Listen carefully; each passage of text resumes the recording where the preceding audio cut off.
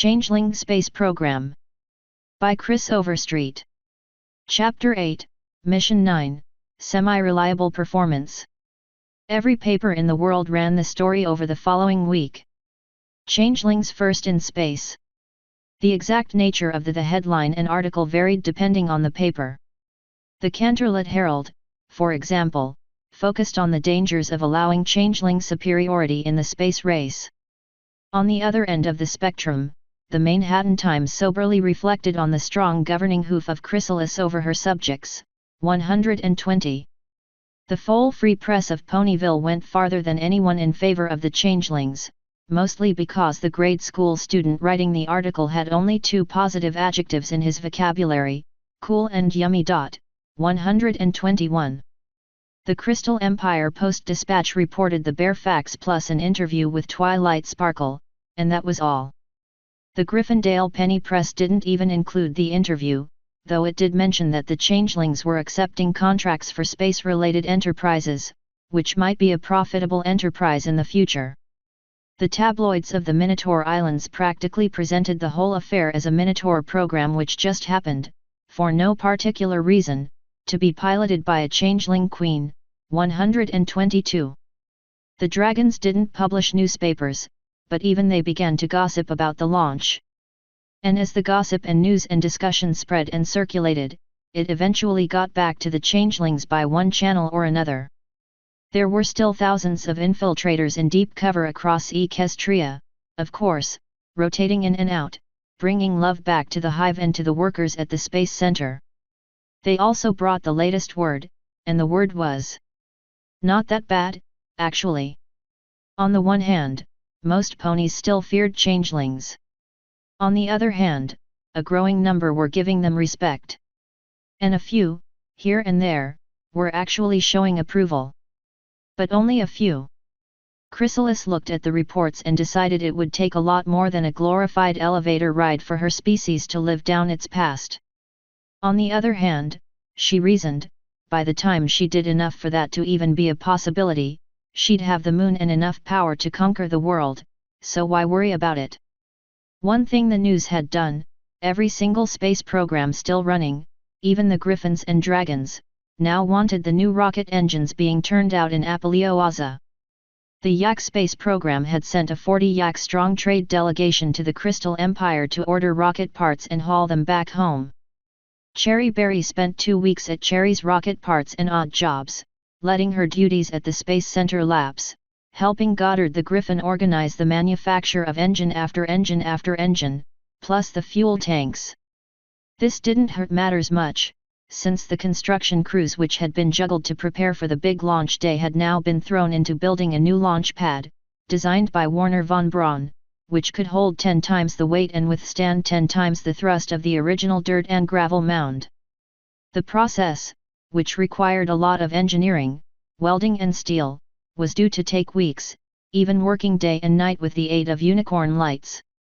Chrysalis was kept busy by the construction, by the need to go back to the hive for a few days to catch up on royal business, and by the occasional interview requested by journalists from around the world.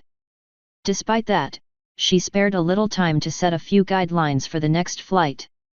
No more flying ground surveys. They'd complete the one still on contract, and that was all.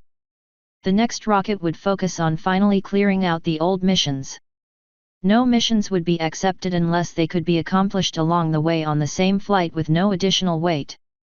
Once all the old, unfinished contracts were settled, the space program would design a rocket specifically for an orbit attempt, and no contracts would be accepted that interfered with achieving orbit. That was the plan, and she repeated these guidelines in her interviews, making it clear that although CSP was currently not flying, it was not idle, either. Other space programs were flying, however. Twilight Sparkle's Equestrian Space Agency flew a swivel-propelled rocket into the upper atmosphere piloted by Rainbow Dash. That one had nearly ended in a bad day. Twilight, still convinced that keeping the rocket whole was the way to go, had tried the same all-the-parachutes approach Chrysalis had suggested when she first encountered the concept of decouplers. The rocket came down nose first on a thankfully shallow trajectory, but the nose cone rocket failed due to heat and the other parachutes came close to doing likewise.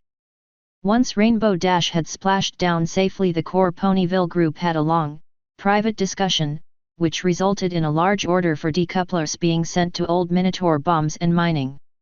In the week that followed, Princess Cadance became the second being from Equus to leave atmosphere and return safely, splashing down, ironically enough, not far offshore from Oreton, 123. 2 days later Gordon the Griffin became the third, just barely getting out of atmosphere but tracking along, shallow trajectory that brought him down in the ocean south of Saddle Arabia, a quarter of the planet away. The Prench and the Dragons each launched their second flights. Yakistan had a misfire that never got off the ground, and a group of Diamond Dogs, after 2 months of trying, finally got a flea hopper into the air and down again safely. The bad news was, the Changeling space program was barely ahead in the space race, if it was ahead at all. The good news was, 2/3 of the components being used by the other space programs either included parts designed by CSP or were wholly manufactured by CSP and its front companies. Between this and the checks cashed from contractors and from the Royal Canterlot Astronomical Society, far from tottering on the brink of insolvency as it had seemed weeks before, CSP was actually flush with cash. And then, 3 weeks after Chrysalis's spaceflight, something new entered the world, which drowned out, at least for the moment, all thoughts of the space race. Footnotes 120. A point the Baltimore Sun mocked, pointing out and exaggerating the riotous conduct of the changelings who had recently visited. This despite the fact that, after the Times, the Sun had the broadest coverage of the flight and, more often than not, viewed the effort favorably. 121. And although a changeling would have no problem describing a pony as yummy, most ponies would not appreciate it being applied the other way, snails notwithstanding. 122, which is not totally inaccurate.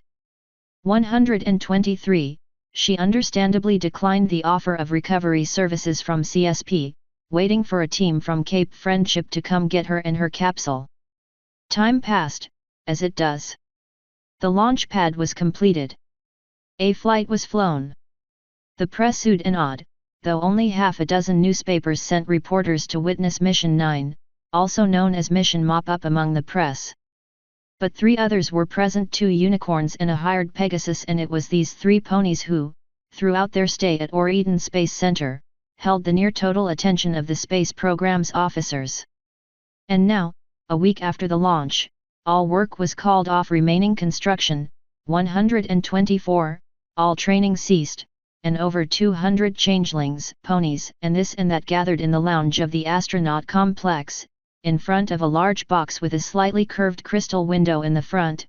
125. Is Evereeling here? Occupant asked, fluttering around the room, wings buzzing like a chainsaw. It's going to start any minute. Chrysalis, with a front row seat as was due a queen, said, if they miss out, they miss out. With a flicker of magic from her horn she switched the device on and adjusted the knob marked channel to number 2, 126.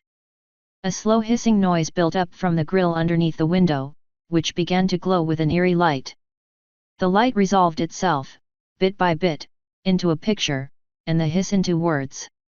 Chrysalis groaned as she saw a grey-tone picture was of a unicorn smiling far too broadly, holding up a bottle of something.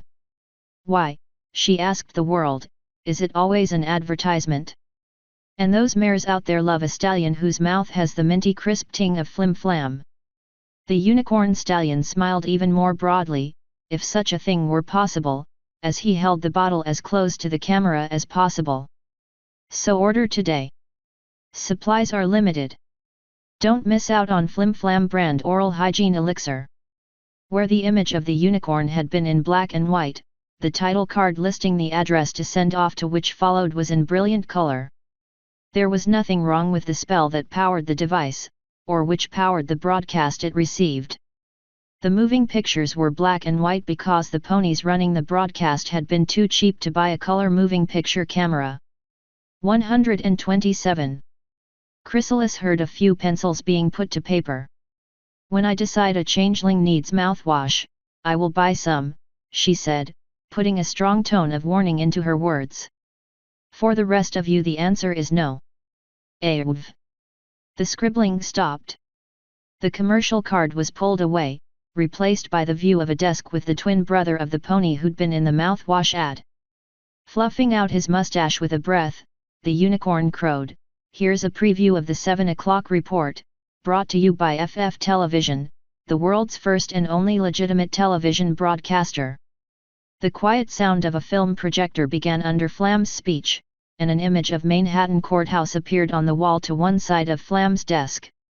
Leading our news, FF Television continues to appeal the unjust revocation of its patent on television. The image of Manhattan Courthouse switched to a moving picture of Twilight Sparkle, obviously furious. "I still want to know who gave that spell to those two," she snapped, before the picture froze on a most uncomplimentary frame of a face twisted in either rage or indigestion. Twilight Sparkle, who has been a princess of Equestria for only a bit more than a year and who obviously is inexperienced with legal matters, pleaded the case for the government at Manhattan Courthouse today. "Given her conduct when interviewed by reporters, we can expect our appeal to the High Court in Canterlot to be completely successful." Warner von Braun, loafing in a large chair suited to a massive minotaur of middle age, said, "Do you think they're going to win?" "Not a chance," Cherry Berry said through a mouthful of cherries. Chrysalis wished the pony would either not talk with her mouth full, or else sit farther away. Celestia paid off their patent. They'd have a fortune if they accepted.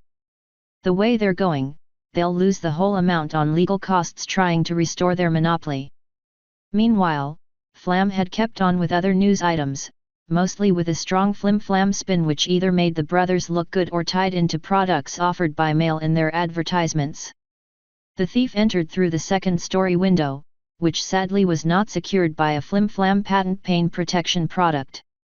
Also later tonight, the sports scores, the weather schedule for all Equestria, and the latest science on how beet juice and pressed cabbage stimulates muscle development. And now tonight's schedule. After the 7 o'clock report, we have a double feature movie. A tragic tale of parental neglect written and directed by Woodenhead, I Accuse My Sire and Damn, followed by the classic sci-fi comedy, Pod Ponies. But for now, it's 6 o'clock and time for this week's edition of Look at It. There was a brief clatter as one reel of film was hurriedly swapped for another, and then the picture focused on the black and white projection. Throughout the lounge changelings shushed each other. The shushing grew louder and more hostile, partly because the SHHH sound in equestrian means back off right now in Old Changeling. "Silence," Chrysalis snapped, and the changelings froze, settled down, and turned to the television just as the exciting tinkly piano music began to play. Footnotes 124, the administration building, which included a throne room with a telepresence link straight back to the hive, was nearing completion. There was now a hangar for Cherry Berry's plane, though construction on a larger airship hangar was still in process. The research and development complex was just finished, and bit by bit Goddard the Griffin and von Braun's Minotaur associates were shifting the research and experiment functions of Cherry's rocket parts from Apelioaza to Oreton. Finally, plans were being drawn up for a larger tracking center and a much expanded vehicle assembly building, VAB. At the rate things were going, some of the non-changeling construction workers were considering buying or building homes in the area in anticipation of that golden dream of contractors, a project which is never fully complete. 125, within a week of its first release, her changelings had demanded one. Chrysalis had resisted, first because of the expense, second because she had quite a few notions of what the thing would do to the minds of her subjects, many of which turned out in the end to be absolutely correct. This hesitation had put her in the right place when the competitors to the first device came out, offering, among other things, a bigger screen and knobs that actually did things. When she gave in she bought two, and only two, one for the Hive and one for the Space Center, but she bought the biggest and best models she could find. 126, in any house with a unicorn or other magic user, the remote control, if it was ever invented at all, would gather dust on a shelf. 127. When you consider that, as with all photography in Equestria, the process was entirely magical rather than chemical, and thus color was barely any different from black and white in technological terms, this means flim and flam had been very, very cheap indeed. Also, a bit stupid. A proud FF feature. Look at it. A weekly in-depth examination of the coming trends changing your world. Episode 3, The Changeling Space Program. Behold the south shore of Muck Lake, where the writ of equestrian law ends, and where the forbidden jungles still hold tribes of uncivilized ponies and unspeakable monsters. This land of tropical terror represents the past of pony-kind, superstitious, quarrelsome, and simple. And now, having seen the past, let us look at the future. This gleaming complex on the shores of the Griffin Ocean is Ore-Eden Space Center, named for the nearest pony village which recognizes the rule of the Royal Alicorn Sisters. This is the future where creatures of all races come together to advance the boundaries of learning for us. Here ponies, griffins, minotaurs, and other races dream of new worlds, new discoveries and new challenges. And here one race dreams an even more ambitious dream, a dream, after centuries of hatred and fear, of acceptance. For Ore-Eden Space Center is the home of the Changeling Space Program. T-48 hours until Mission 9 launch. The annoying thing about being a Changeling Queen is that you almost never get to enjoy a leisurely breakfast by yourself. Oh, you can have whatever food you like, whenever you want it, if that's your thing. Never mind that your system uses practically none of it unless you need to create some particular fluid, web, or casing. You can taste pony food all you like, enjoy it if you like the taste, and then discreetly spit it up and throw it away. For a changeling that's not breakfast, that's posing. A meal for a changeling means concentrated love energy, and the Changeling Queen is responsible for storing and redistributing love gathered by her subjects, ensuring none go hungry and that the warriors and workers are strong enough to fulfill their tasks. One side effect is, although the rest of the time the Queen is absolute ruler, at meal times she's little more than a lunch lady to a particularly quarrelsome group of children. Chrysalis was leaving the almost finished administration building after distributing large doses of love brought back from the hive in the Badlands to the changelings at the Space Center, generally thanking whatever that changelings could go for weeks without a feed, when she noticed the paddle-wheeled barge working its way up the Muck Lake Inlet. Cherry Berry had come out of the astronaut complex to check on her. She was due to launch Mission 9 at noon 2 days later, and both Earth Pony and Changeling Queen needed to be in the simulators to prepare. They hadn't had a successful flea test in simulations yet, and as mission backup and capsule communicator Chrysalis had to be there for every test, half in the capsule, half on the observer station. "Morning, Your Majesty," she said. "What's that? More rocket parts?" Chrysalis put a hoof over her eyes to shield them from the morning sun. "Occupant's schedule doesn't mention a shipment," she said. "Besides, Goddard and von Braun are here, so who's left in Apalioaza to ship anything to us?" After flagging down a passing changeling and sending her to fetch Occupant, Chrysalis and Cherry trotted over to the docks. The closer the barge came, the gaudier it looked, brass and glass and brightly colored paint, as if the whole were a seagoing theater bent on attracting the attention and custom of, who, exactly? Then, as the barge's large paddle wheels backed water to bring the craft to a stop by the docks, the wind picked up just enough for the flag on the ship's stubby mast to flap open, revealing a bright red and white FF logo. "Well, Pony, looks like we have been honored," Chrysalis muttered. "How do you figure?" Cherry Berry replied. "The list of people who are bigger deceivers than any changeling is a short one," Chrysalis said. "This ship belongs to 2 ponies near the top of that list." After a moment's thought she added, "That is, if they bought it legitimately, which I doubt." Cherry grunted noncommittally, not really reacting until the barge's owners existed the pilot house atop the big square superstructure. Unicorn Magic deftly cast out ropes, tied them to the pilings, tugged them fast. More magic levitated a gangplank out from a covered walkway to connect ship and pier. The 2 unicorns, dressed in their snappy blue striped vests and straw boaters, trotted down the gangplank, followed by a sullen-looking, bulge-eyed grey Pegasus carrying a large, beaten-up movie camera. Upon reaching the shore, the two unicorns stopped, stood side by side, and bowed in unison, bending one foreleg sideways as they bent their heads. "Greetings, Your Majesty Queen Chrysalis," said the one without a mustache. "And a good morning to you, O famous test pilot Cherry Berry," said the one with. "We are Flim and Flam, yes, we know," Chrysalis interrupted. "You boys seem to have done well for yourselves, even after losing your monopoly." She cocked her head slightly, pretending to think. 6 days from hitting the market to having your patent bought out from under you? And 2 days after that before 4 competing device makers and 6 competing broadcasters burst out of the woodwork? Even considering the fickle and gullible nature of ponies, that must be a record for schem gone sour, wouldn't you say? Truth be told, Chrysalis's feelings about the brothers before her ran multiple directions. She'd found out after the fact that the two had been around for her space flight, which was when she guessed they got their hooves on the telepresence illusion spell. That meant they'd stolen from her, and that was unacceptable. However, they'd produced a very ingenious device indeed, one with massive potential for use and abuse. This intrigued her.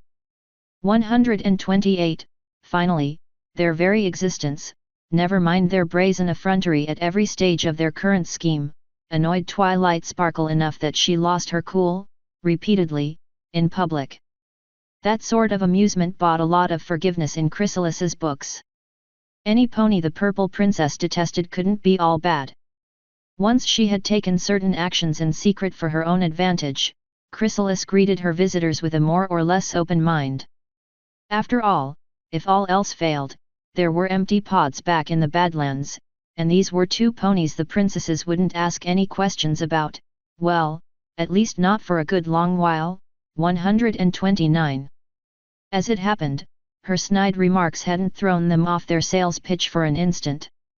"The unsubstantiated rumors of our fiscal downfall are gravely exaggerated, Your Highness," Flim said.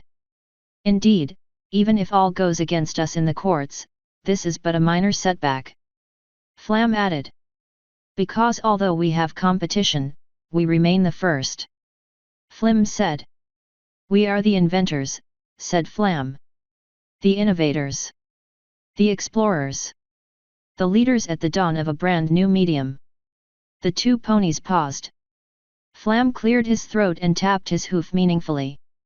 "Right, boss," the bulge-eyed Pegasus grumbled, flying up to the ship and settling in at an organ perched on top of the superstructure.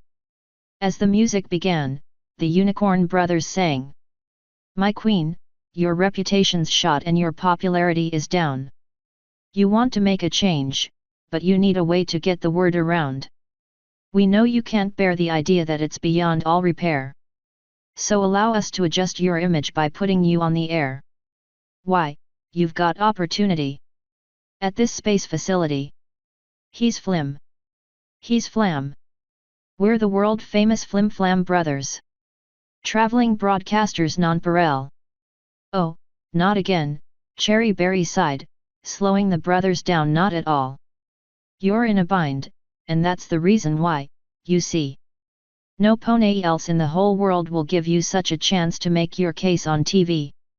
It's a new world with tons of viewers with wide open ears and eyes unblinking. That's viewers that you can sway over to your way of thinking. You've got opportunity. At this space facility. He's Flim. He's Flam. We're the world-famous Flim Flam Brothers. Traveling broadcasters nonpareil." Flim stepped forward and gestured a hoof at the barge, on top of which the Pegasus resolutely pounded out the old-fashioned march tempo. "I suppose by now you're wondering about our fashionable sailing vessel. Our means of cruising across the ocean. And I suppose by now you're wondering where's our studio? And a pony knows you need a stage and set to have a show. Well, my brother and I had ideas no pony else could. Inspirations and inventions no pony else would. And that's innovation. Ma'am, it's the one and only, the biggest and the best. Unique. Trace chic. First class. Unsurpassed. FF Television Super Sailing Studio 6000.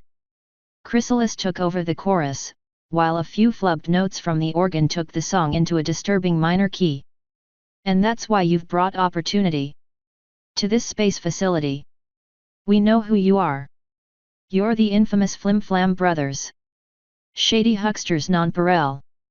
Now before I buy your drivel, just want to show my brain's not shriveled. Now here's the way it is, unless I miss my guess. You've got a ton of competition. So you've come here on a mission. 'Cause if you give the nation a sensation you might just squeeze out of your mess. Flim replied, as Fisheye corrected his errors and the music shifted back into the cheerful major key. Well, you make an excellent point, Your Highness, I say you make an excellent point. Our viewers are great sophisticates who we really don't want to disappoint. And Flam added. It's a win-win situation, at least from our point of view. So what day I say, CSP? Care to take your message to the world? And let us film a documentary of you? And the two unicorns joined in for one more chorus. Accept this opportunity. At this space facility. He's Flim. He's Flam. We're the world-famous Flim Flam brothers. Traveling broadcasters nonpareil. And with a last clumsy flourish from the organ, the song ended, to the cheers of the crowd of changelings, plus a few construction ponies, who had gathered round as the song progressed. Chrysalis turned to face the impromptu audience. Don't you all have non-pod related things you need to be doing, she hissed. The audience dispersed, precipitately. So, what do you say, Your Highness? Flam asked. I guarantee you none of the donkey-come-lately broadcasters will give you so much as a 60-second ad spot. We're going to make you the feature for an entire hour. Less commercial breaks, Flim added softly. And although we no longer have the market to ourselves, for a week we did, Flam added. 8,000 truly terrific television 1000s in pony homes, Flim added. And we're still selling more, along with the optional TTT tuner box additional. You're clearing the old units out at 1/5 your original asking price, Chrysalis said. Which is still 3/4 the price of the smallest competing tunable set. And a lot of your early buyers have sold or junked their old sets in favor of your competitor's product. How exactly are you so knowledgeable about our newly founded industry? Flam asked. I went shopping a few days ago, Chrysalis said. My subjects insisted on trying out your idiot box. Shame, shame, both brothers chided. And once there was a selection of units I could no longer put them off. I say, you haven't made your purchase yet, have you? Flam asked. Next week our TTT 2000 and TTT 3000 will hit the shelves, Flim said. What's the extra T for? Cherry Berry asked. Tremendous. Flim grinned. Instead of an enclosed screen, the TTT 3000 projects on a wall. Flam added. Of course you have to turn out the lights in the room to get the full effect, Flim continued. But with that minor drawback, the TTT 3000 will have the largest screen resolution of any television on the market. Sadly, I have already made my purchases, Chrysalis admitted. But to get back to business. She walked up to them, allowing her eyes and horn to glow. You are aware, of course, that I could bend your minds to do my bidding. And given your history of, to be polite, questionable salesmanship tactics, she added, there aren't that many ponies who would weep. It took me a week to get your super speedy cider squeezy 6000 sales pitch out of my head, Cherry Berry said. Longer to get the taste of that horrible cider out of my mouth. Compared to that, she added, pointing at Chrysalis, her mind control is honest. Chrysalis paused, glancing at her Earth pony test pilot. Thank you, I think, she said. But this is moot, since I really have no need to do so. The fact is, she said, smiling and showing off her fangs and pointed teeth, you need me vastly more than I need you. Your competitors are bidding up the lousy old movies you've been airing, and they're getting money from advertising sales, which you don't because you only advertise your own products. Actually, day before yesterday we did begin accepting outside advertisements, Flim noted. We rather had to. You see, that is our broadcast studio there, he said, pointing to the barge. And while it's away from the docks at Manhattan, we can't process orders for our products, so we needed something to finance this trip and keep broadcasting in the interim. I stand corrected, Chrysalis replied. This doesn't alter the fact that your income is shrinking rapidly along with your market share. You want something so controversial and attention-grabbing that it will help salvage your own reputations, regardless of what it does to mine. We prefer the term sensational, Flim replied firmly. Chrysalis nodded. Here are my terms, she said. You stay throughout the flight in 2 days. I then view your final edit to make sure it's not, shall we say, counterproductive to my wishes. She means no slam piece on the space program, Cherry Berry added. Also you don't use the program or my subjects to sell your trinkets, Chrysalis continued. You then go back to Manhattan or wherever and air the piece as I saw it here. If it doesn't match, I have ways of making my displeasure felt. She narrowed her eyes and added, not all my subjects are out in the open, even yet. Do I need to say more? Message received, Your Highness. Flam nodded, barely breaking a sweat, but breaking a sweat all the same. And we get half the advertising space, Chrysalis added. Free. The sales pony's jaws dropped. What? They both shouted. You heard me. Half the ads. 5 out of 9, not counting the top of the hour material. As the unicorn struggled for words, she added, that's the deal. Your options are to take it, and she gestured at their ship, or take off. Any attempt to dicker or suggest a third option, and my demand becomes all the ads. For 30 seconds Chrysalis thoroughly enjoyed the sight of the two confidence ponies suffering in silence, unable to confer, unable to admit just how bad their position was, 130, and yet unwilling to accept the offer as presented. Something had to break, but the breaking process was entertaining enough that Chrysalis wished she had her own camera to record it all. Of course, the break came in the direction she expected. You strike a very hard deal, Your Majesty, Flam said reluctantly. But we accept your terms in all particulars, Flim said. Provided, Flam continued, that we get your full cooperation on everything else. Consistent, of course, with safety and the requirements of your agency, Flim concluded. But of course, Chrysalis smiled. If you would come this way, I'll introduce you to our flight manager and mission planner, Occupant. He'll be your guide and liaison to the rest of the program. She gestured to the changeling hovering respectfully behind her, who had taken to wearing a bright white vest in an unsuccessful attempt to distract from his buck fangs. We will need to interview you on camera later, Flim put in. But of course, Chrysalis purred. I insist upon it. Footnotes 128, also, it had inspired her, and Twilight Sparkle as well, to seek other applications for their spell besides scrying on a spaceship. The first application was being worked into the administration building, a telepresence link between the Space Center, the Hive, and the Apelioaza workshop. Twilight Sparkle's assistant, Starlight Glimmer, was working on a spell that could be networked with thousands of others. Since Flim and Flam's device had already taken the name television, Twilight Sparkle wanted to use the name teleconference, but Chrysalis liked Von Braun's term better, telephone. 129, and it wasn't like these two would be dry holes like Double Face. Considering how eagerly they sought money by fair means or foul, they at least loved that. Love for each other, she sensed, would be a distant second place. 130, it was bad enough that the ponies had decided a few days away from Manhattan would be good for their health, at least until the advertising checks cleared the bank.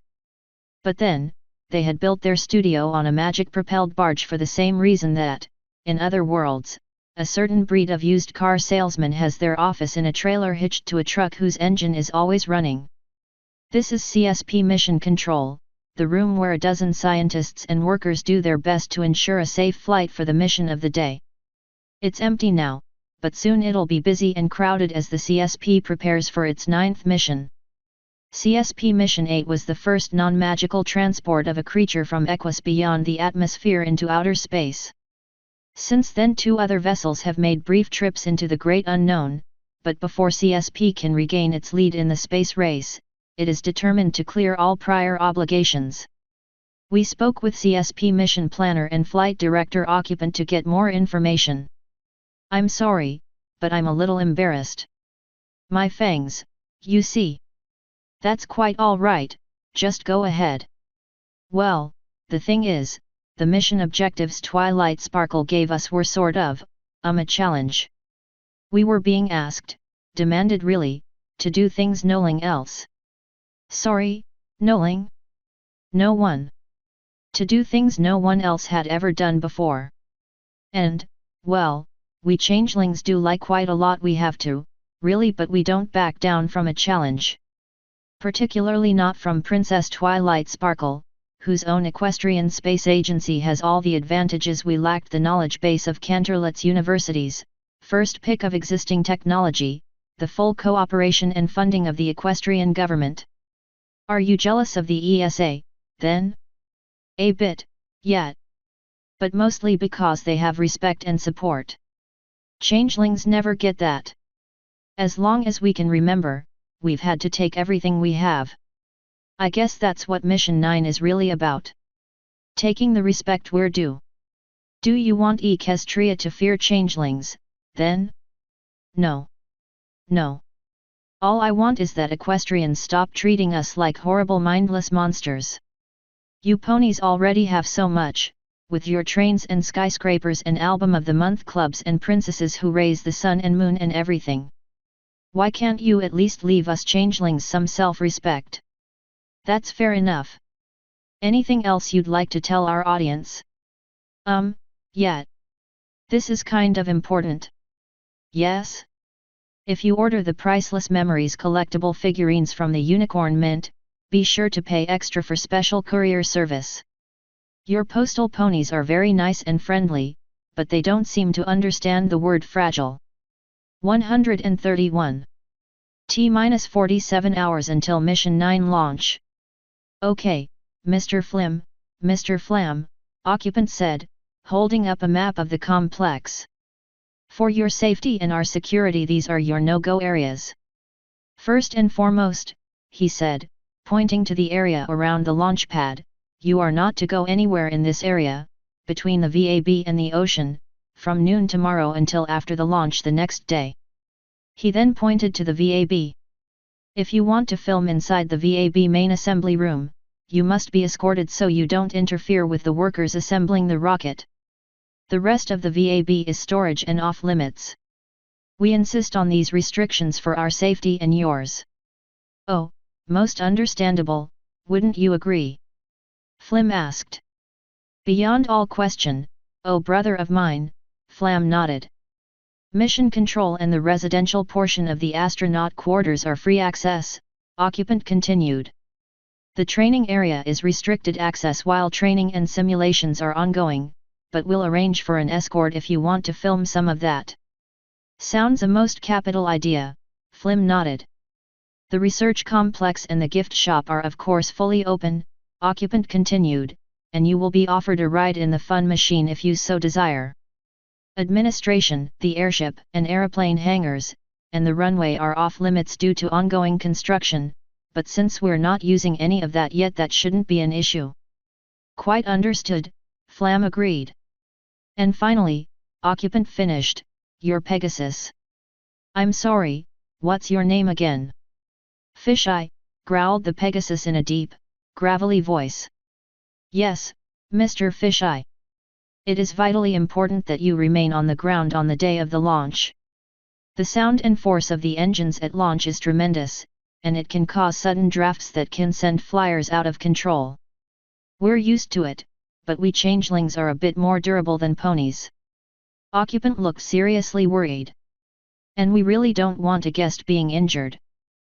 All right, Fisheye agreed.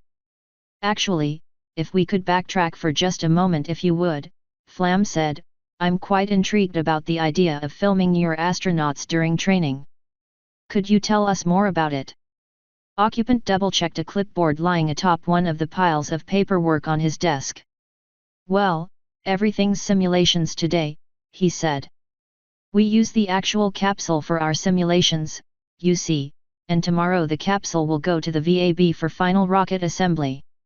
And no training happens the day before the launch, except for the final flight physical.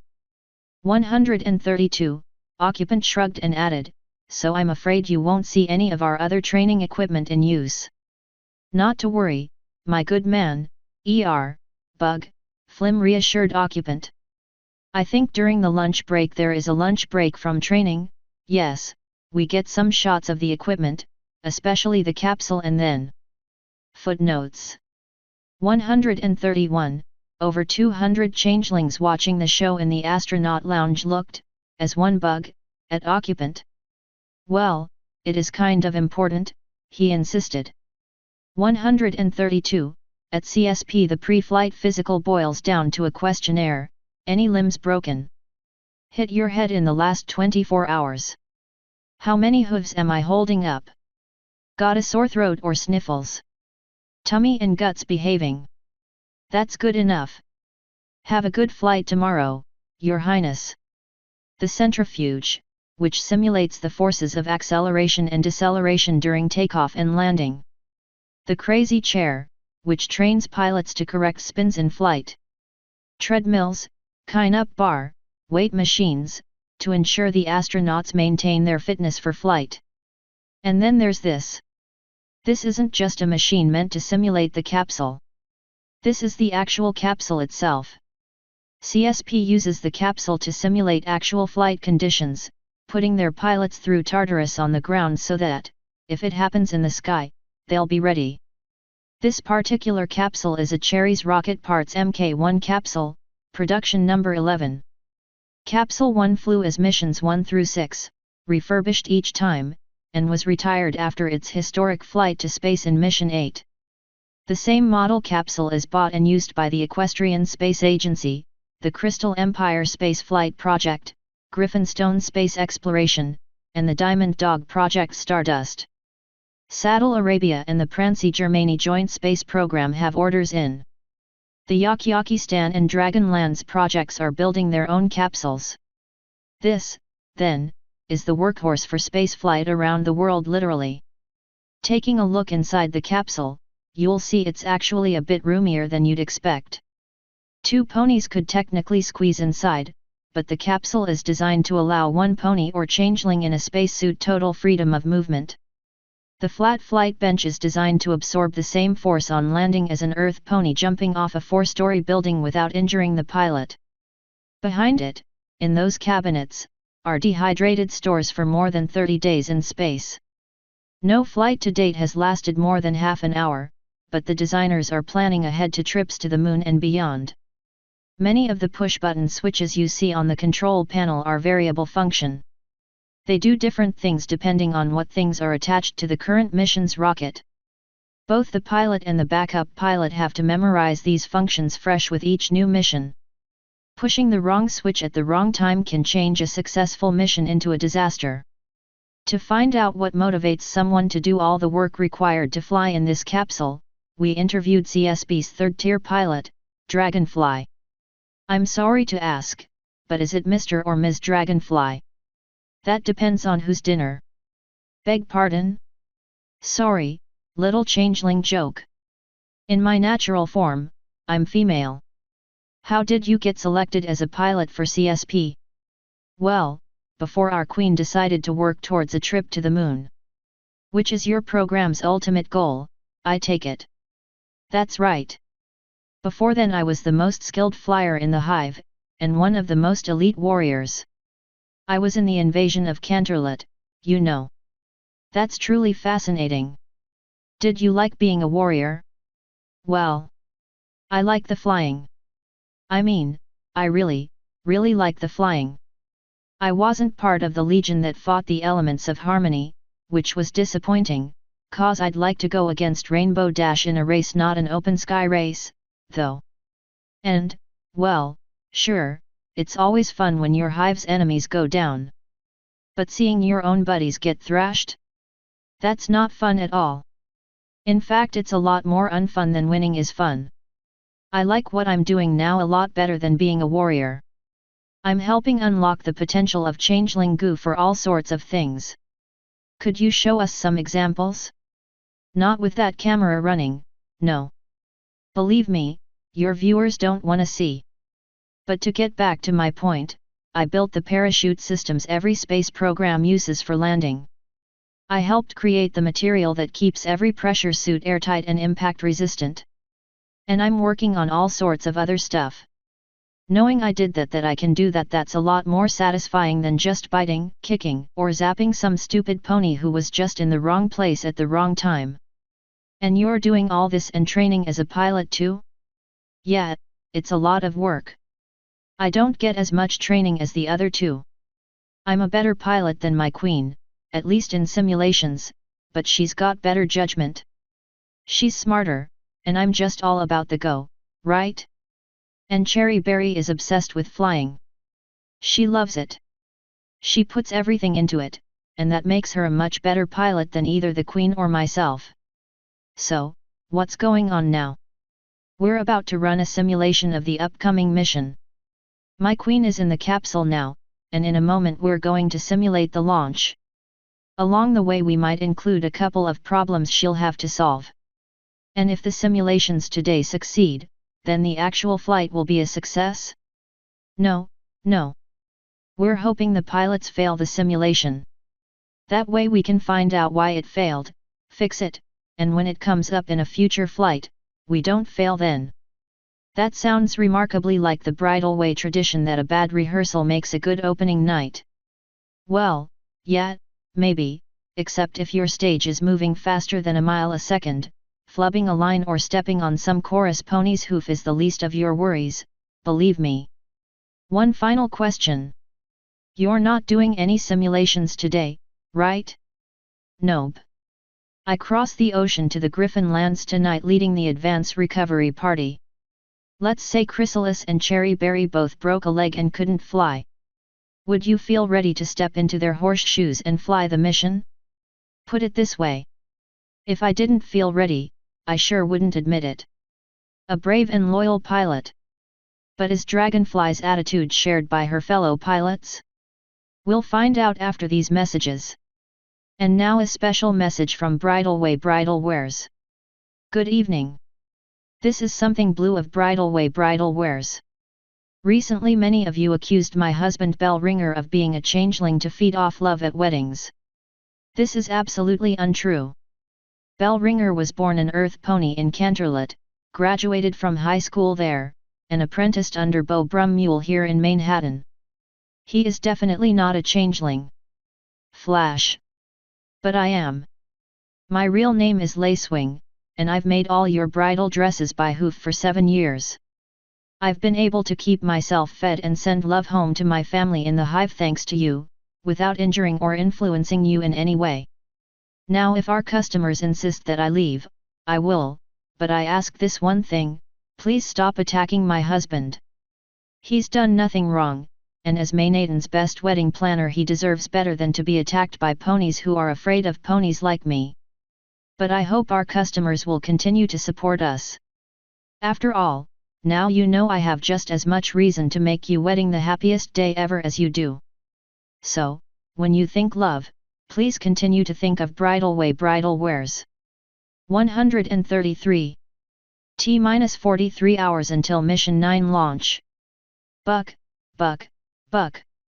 Chrysalis slammed the hatch open on the cockpit, throwing herself out as the pair of changelings who had been levitating it lowered it to the floor.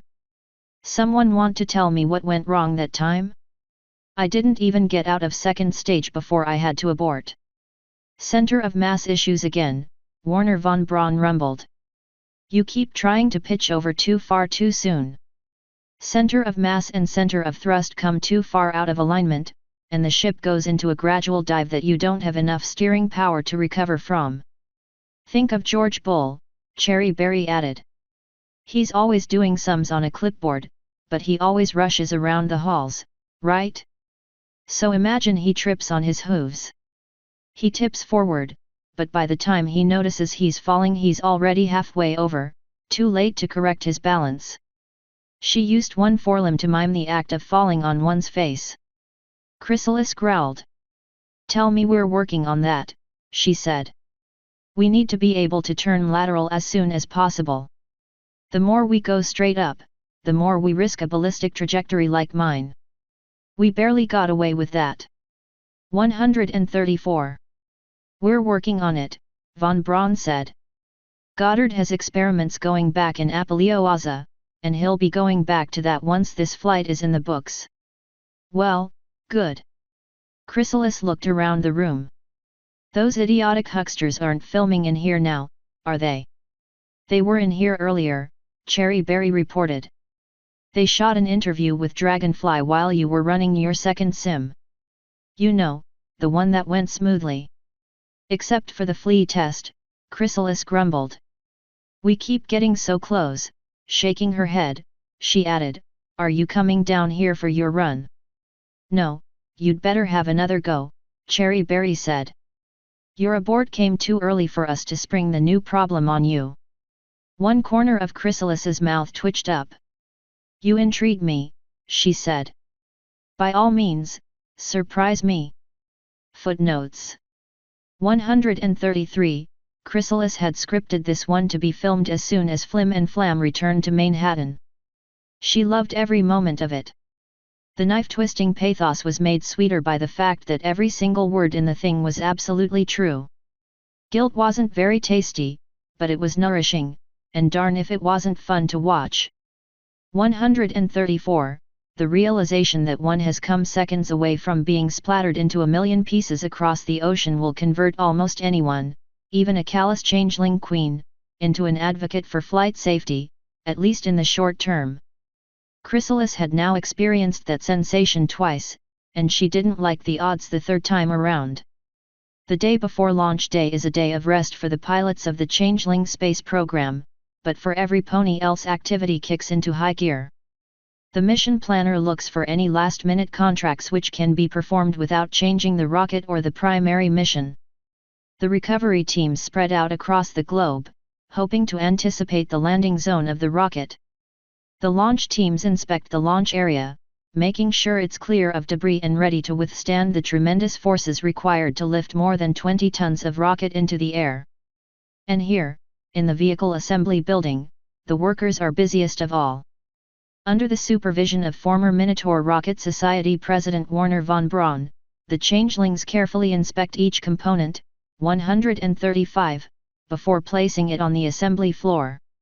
Here, through a careful combination of magic and construction equipment, the components are assembled into a working rocket and secured together so that they will only come apart when the pilot wants them to. You see below the noted rocket scientists Goddard the Griffin of Griffinstone and the aforementioned Drive von Braun, hard at work. We interviewed them together earlier in the day. Thank you for giving us your time. Think nothing of it. To start with, I'd like to know how the two of you became interested in rockets. They were, of course, a staple of wild fantasy stories before Twilight Sparkle's thesis on the nature of the solar system. Indeed they were. And from my childhood I read and devoured those stories, longing for the day when, like my noble Minotaur ancestors, I could journey and explore new lands. But instead of sailing the middle ocean, I dreamed of sailing between the stars. So I fell in with like-minded members of my people to explore and research whatever science lay behind the fantasy. Unfortunately that science was shockingly thin, and we had to build on what little there was. During our researches by far the most notable name was that of Goddard the Griffin. Balderdash. Nobody paid any attention to my papers but you and a handful of scribes, and you know it. It was a small field, I admit, but you were its undisputed leader. For my part, you still are. Indeed. How did you get started, Dr. Goddard. Grunt. Well, I was always a weak flyer. Airships were the new and coming thing when I was a chick, but even then I could see they were just too slow. I wanted to go fast. And then I went to a pony town, Rainbow Falls I think. Yes, I was there for the trade days, I remember now, and I saw my first fireworks show. And I was hooked. I'm lucky I couldn't afford to buy fireworks at the time, or else I'd have tried strapping about 100 to a chair and lofted myself to the next world. And I don't mean the moon. Chuckle. We're glad you didn't, Doctor. Anyway, I managed to get into college, and I majored in chemistry. I quickly figured out that fireworks weren't any good. Black powder is too heavy and inefficient. I wanted something with a bit more kick. So I began considering liquid fuels, which could be controlled, which would be lighter and more uniform, you see? Powder is a mixture of different chemicals, but I learned there are a lot of individual chemical compounds which will burn if you just look at them the wrong way. But I didn't abandon fireworks. I studied the physics behind them, extrapolated on Newton's laws of motion, and created ways of calculating trajectories for them. I created words for all sorts of things no pony ever thought of. Using old Minota URAN, for which I thank you. The language of ancient science, obvious. Anyway, I was able to put it all together, the math, the physics, the chemistry, into my doctoral thesis, which earned me my degree. Unfortunately it came 50 years too soon, and I quickly found myself unemployable, a laughingstock among my kind and among academics. It's cruel to be mocked by your peers, we know. It sure is. But that was my life, until Chrysalis and Cherry Berry came calling. On that note, Dr. von Braun, you had a space agency until you were bought out by the CSP. And Dr. Goddard, you were hired even before then by Queen Chrysalis. Would it be fair to say that you are the true brains behind the Changeling space program? Joint laughter. Are you kidding? Ahem. We may provide the scientific knowledge, but Chrysalis could have eventually found that herself. We are grateful for the opportunity, but we are not indispensable. Right. If you want the mare with the brains, that's Cherry Berry. The Earth pony whose education ended with primary school? Try, the Earth pony who spent most of her adult life dreaming of flying and working to make it happen, kid.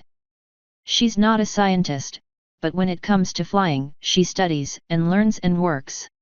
And then she turns around and makes sure others work, too. It's my understanding that it was Cherry's idea to hire us. And furthermore, without Cherry Berry, this program likely would never have got where it is now. But give Chrysalis credit, she's smart enough to listen when others who know more than she does are talking. Usually. Usually? Could you give some examples? Well, there was that argument last week about whether or not we should buy a towel. Abrupt cut to commercial, 136. Scot-free keys, 137. Charter boat service of Baltimore offers you a new way to escape the everyday, a cruise to the Changeling Space Center. Come see where the leading space program in the world advances the bounds of rocket science every day. Tour our astronaut training center, our vehicle assembly building, and our research facility. Your excursion includes a shopping trip to scenic rural Oregon, where local artisans and natives from the nearby forbidden jungles trade their unique wares. And every ticket includes a free 5 minutes in the fun machine. Ask about the CSP charter, available exclusively from Scot-free Key. Find him in Baltimore's Inner Harbor, office above the Two Blackbirds Pub and Inn. Scot-free Key, oh say, will you see? T-20 hours until Mission 9 launch. Occupant spread the copies of the mission checklist apart with his hoof, offering them to the others at the meeting. Twilight Sparkle wanted data on the first launch of the Thumper solid fuel booster, he said, so I added that contract. Miss Berry won't have to do anything extra, but we still get paid. I also took on a contract to scan the ablative shield during re-entry at orbital speeds, just in case. And I'm quietly letting all further offers for flying surveys of Equus expire, at least anything that requires in-atmosphere flying. This one, he tapped the item on one copy of the list, is it? Very good, Chrysalis nodded. This is a pretty full mission as it is, Occupant continued. The thumpers. The flea. The hammer. The survey site. And if conditions are right, the heat shield. I really didn't want to add anything else. I only added the heat shield test because we'll almost certainly hit the test conditions during our first return from orbit, if we don't do it on this flight. I wish to point out, von Braun added, that our estimates of the power of the new rocket systems have been extremely conservative thus far. It's just barely possible that Mission 9 will have enough thrust to achieve a very low orbit. I trust Miss Berry will be eager to attempt it. You better believe it, Cherry Berry nodded. But not at the expense of the mission, Chrysalis insisted. The whole point of Mission 9 is to clear our agenda and give us a free hoof for a proper orbital mission. The checklist comes first. She tapped the list with a hoof, adding, that said, the capsule will be prepared for orbital flight, correct? Just like in the simulations, von Braun nodded.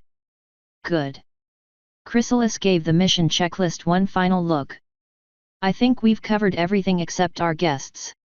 How are they doing? They seem nice enough, Occupant said.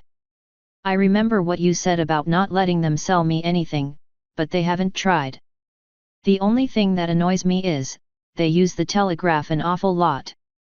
I've had messages that couldn't get through because Mr. Flim and Mr. Flam want to know what's happening in Manhattan and Canterlot 4 times a day. Let them use it as much as they want, Chrysalis shrugged. They need the info for their news broadcasts. They'll be gone day after tomorrow.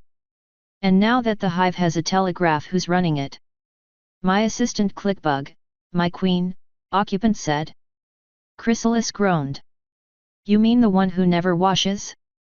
Who's always gossiping about this and that?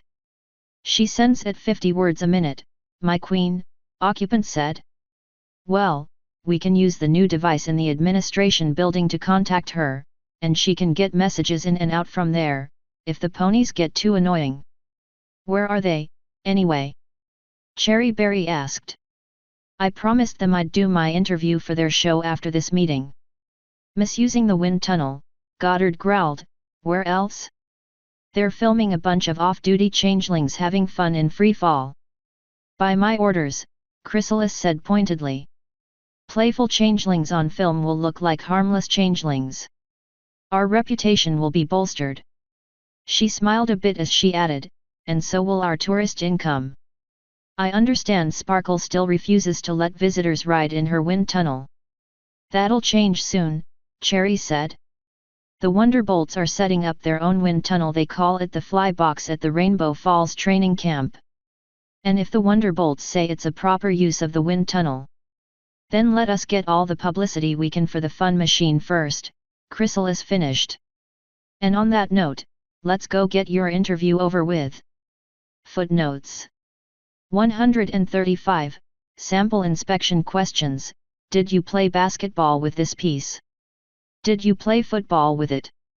Yes, Australian rule football counts. Did you, in fact, play any sports with it whatever? Are you lying? You know I've got your name written down here, so if that part blows up Chrysalis will come straight to you, right? Well, all right, it looks good enough, put it on there. No, there. And the other way up. 136, when asked, during the viewing in the astronaut lounge, why that part of the interview had been left in, Chrysalis said, von Braun could have said a lot more embarrassing things. Instead he embarrassed Flim and Flam. So he gets to live this week. 137, Scott Freaky was of course a changeling in deep cover for quite some time now, having learned that romantic charter cruises were an easy way to soak up excess love energy while, at the same time, providing an emergency escape route for any changeling who had to leave the Central East Equestrian coast in a hurry. Dr. von Braun and Dr. Goddard are technically not employed by the Changeling Space Agency.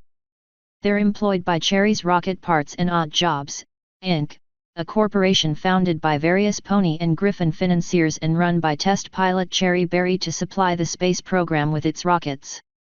Although all the rocket components are manufactured in the frontier town of Apalioaza with mainly Changeling labor, research and development of new rocket systems has moved here, to the Research and Development Department of Eden Space Center.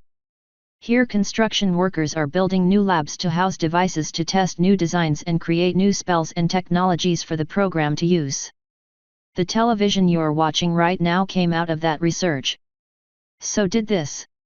This is technically a Canterlet weather factory wind tunnel, used for flight training and weather education.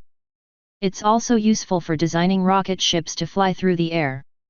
But the changelings here call it the fun machine, and they love to romp and play in it. When you're inside, you experience what a parachute jumper or hang glider feels as they cut through the air. The ride is over all too soon, but every pony gets a fair turn at Eden Space Center. On a more serious note, Mission 9 will use a new solid fuel booster, designed here at Eden, for the first segment of launch. Cherry Berry explained to us the advantages and disadvantages of solid fuel boosters. Solid fuel rockets are simpler than liquid fuel rockets.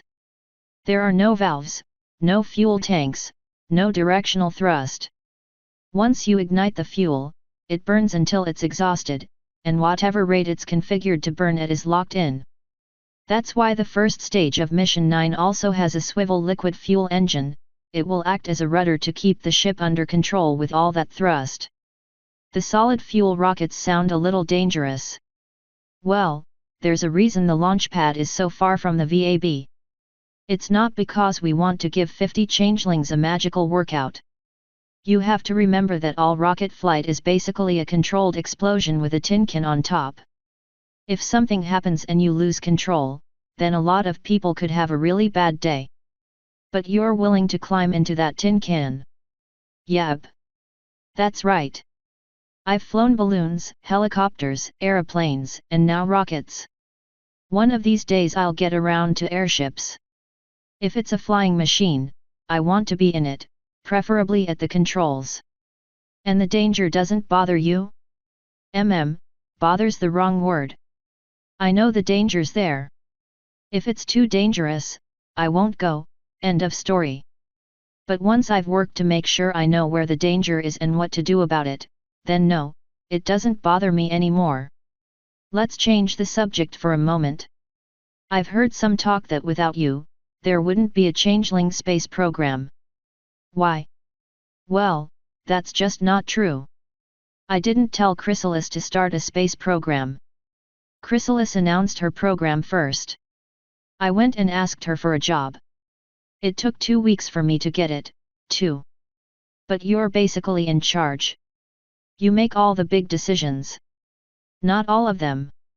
Chrysalis lets me run things, but she's the queen, and don't ever forget it. If she wants something, she gets it. But you're the pony who provides the vision. Only if you think the space program's vision is rockets in the air. It isn't? No. There are 2 visions. One is of changelings becoming a part of equestrian society, becoming accepted, able to get the love they eat openly and freely instead of stealing it. The second vision is ponies and changelings and whoever on the moon, and on the other planets, exploring it together. I didn't come up with those. Chrysalis did. If you're looking for the indispensable mare, try the queen. And what's your vision, then? What's your ultimate goal? I'm living it now. Me, flying higher and faster than any other pony in the world. It's always been my dream to fly, and I got a lot of ribbing about that when I told other ponies.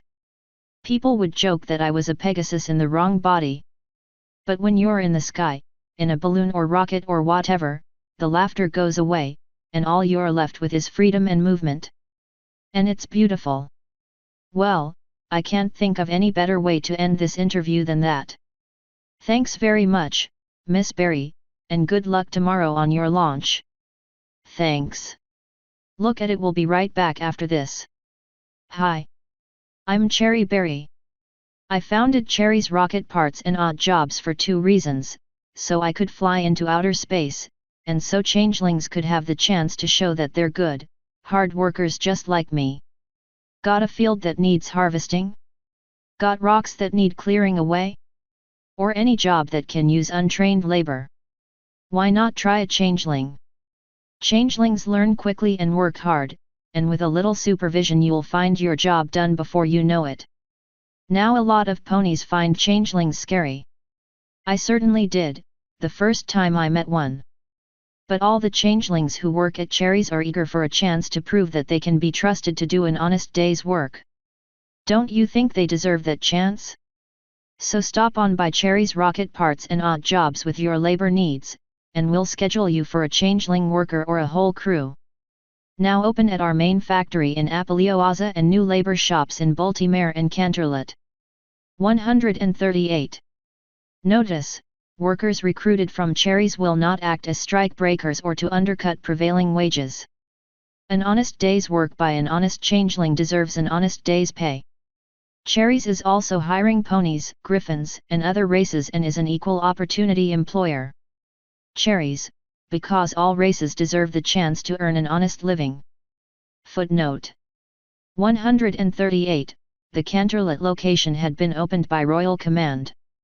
In fact, Celestia had picked out a storefront location directly across from the main gate to the palace grounds, in a spot which could be viewed from Celestia's tower balcony. She'd even paid for an express train for 120 changelings from Apelioaza to the capital. Chrysalis didn't know what the princess's scheme was, but she knew there was one. Early morning. Less than an hour remains before liftoff. The changeling ground crew carefully levitate the rocket, weighing more than 25 tons, out to the launch pad. The pilot, Cherry Berry, is already inside the capsule, preparing for liftoff. This represents the climax of weeks of effort, large amounts of money spent, the most careful work done, all for a flight that will probably be over in less than an hour. If everything goes perfectly, Cherry Berry may end the day as the first Earth pony in space and the fourth being from Equus Total to escape the atmosphere. The first in space, of course, was Queen Chrysalis, and we managed to squeeze in one last interview before launch. Thank you for your indulgence, Your Majesty. You're welcome. You know, you sound a lot different when you're interviewing some pony. Our viewers expect a calm and impersonal interviewer, Your Majesty. The attention should be on you, not us. Oh, that's fine. But I wanted to say I like it. I like it a lot better than when you're trying to sell something. You actually sound like there's a pony there instead of a sales pitch. 139. Your time is doubtless limited, Your Majesty, so I'll be to the point. You were first in space, if you don't count the millennia of Nightmare Moon's imprisonment. Could you tell us what it was like? No, I don't think I could. If you don't want to. No, I mean that literally. The few minutes I spent above the world, before I had to worry about re-entry, were indescribable. I had the sense of being surrounded by joy and laughter, and it seemed like everything outside my ship was put there just so the universe could show off. Everything said to me, you know, this universe, this life, here and now, is truly wonderful. But I suspect the experience will be different for every pony who makes the trip. Is it worth the danger of a rocket launch? Well, yes. It's even worth the danger of landing, and that's a lot worse, believe me. Let's turn for a moment to the agency as a whole. The outside world believes that, without scientists like Warner von Braun and Goddard the Griffin, there would be no Changeling space program. The scientists, when we interviewed them, said that without Cherry Berry there would be no CSP. When we asked her, she called you the indispensable mare. Who do you think is the true reason for CSP's success? Isn't it obvious? Of course I'm indispensable.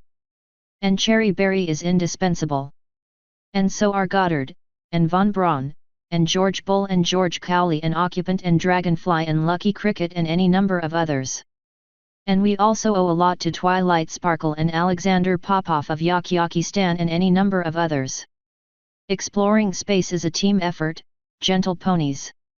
Each rocket is based on discoveries from every speaking race in the world.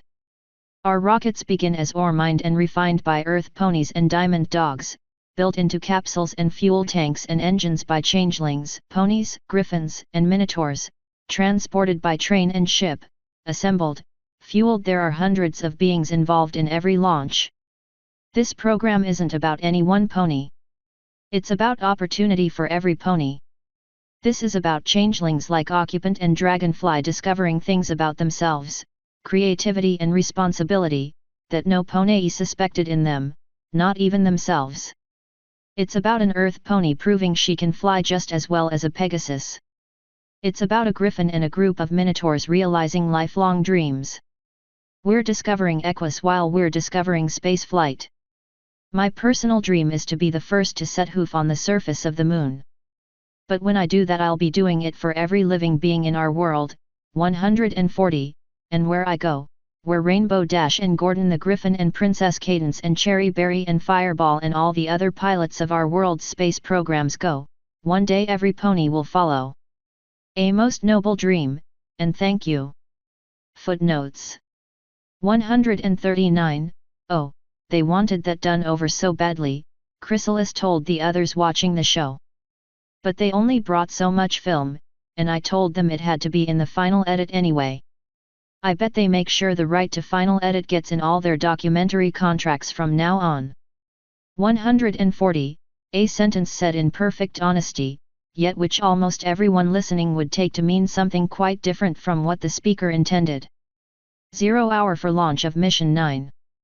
Fisheye had a very simple philosophy: everything and everyone sucked. Being a Pegasus with bulging walleyes sucked. Being continually asked if he was any relation, 141, to a certain destructive male mare sucked. Being continually on the job hunt because of the reputation of said male mare sucked. Taking work as a camera pony for a pair of unicorns who neither knew nor cared anything about film work, that really sucked.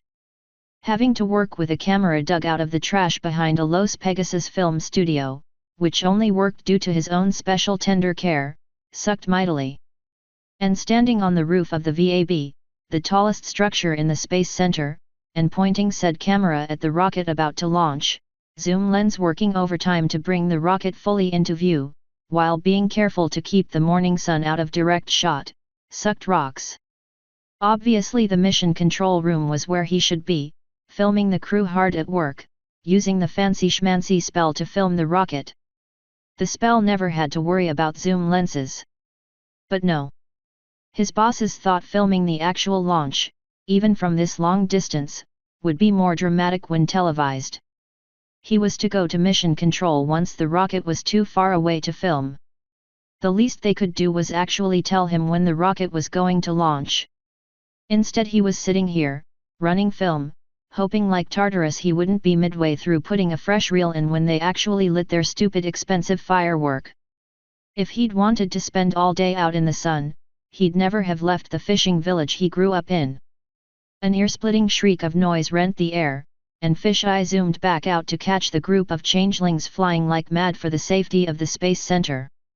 One last changeling hovered directly above the rocket for a moment, and then that one changeling was also bugging out, easily catching up to the others before the noise ceased. Finally, Fisheye thought, some action. He stopped the camera and swiftly swapped a fresh roll of film in. In less than a minute he had it back at work, zooming back into the rocket, adjusting focus carefully.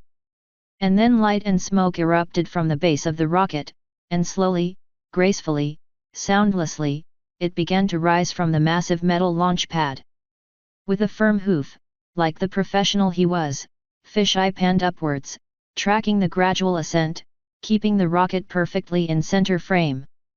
Then the roar of the rockets reached the VAB, and Fisheye had to fight to keep his hoof steady. No pony warned me about that. He thought furiously. Despite the hammer blow of sound he kept the camera trained on the rocket as it started to bank away from him, away from the Space Center, out to sea.